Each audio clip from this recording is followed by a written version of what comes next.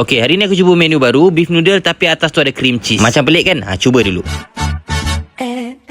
So, kat mana lagi kita makan? Hari ni kita berada dekat Tongbol. Sebelum ni ramai nak cuba, tapi sebabkan portion besar, now dia keluarkan portion yang kecil untuk seorang makan. Beef Fucini. Dia dalam dia beef noodle, tapi atas tu ada cream cheese. Makan mie tapi feel dia macam minum kopi. Macam biasa, wajib Tongbol ni ada beef slice kat dalam. Rasa creamy, spice, pedas, tapi ada rasa sedikit masin bila rasa tu. Aku suka ambil egg noodle sebab dia tak sempat kembang. Bila kau dah gaul sebati tu, baru dapat rasa yang balance, tapi more kepada creamy lah. So, untuk bagi rasa yang lebih ngam, kau kena campur dua bahan. Dia bagi rasa tambah pedas sikit, dan rasa kurang more. Dekat orang Malaysia, tak pedas takkan puas. Satu lagi yang aku suka pasal beef biscuit. Puas lah makan tu sebab seketut tu kau dapat kunyah dalam tu juicy. Aku tambah juga menu lain, aku makan dengan dia punya kelapa goreng, lepas tu dengan dia punya kangkung goreng crispy. Ini aku suka sebab makan ni tak berhenti. By the way, walaupun satu cup je makan ni, aku rasa kenyang kot. Macam boleh makan 2 orang jugalah lebih kurang. Untuk air aku pilih green tea sebab aku rasa korang dah tahu kot green tea punya kat sini macam mana rasa dia. Kalau rasa nak lain sikit, tambah dia punya air coklat. Kalau korang nak cuba, boleh datang dekat Tongbol mana-mana outlet yang terdekat korang sebab sekarang diorang dah available untuk menu baru ni.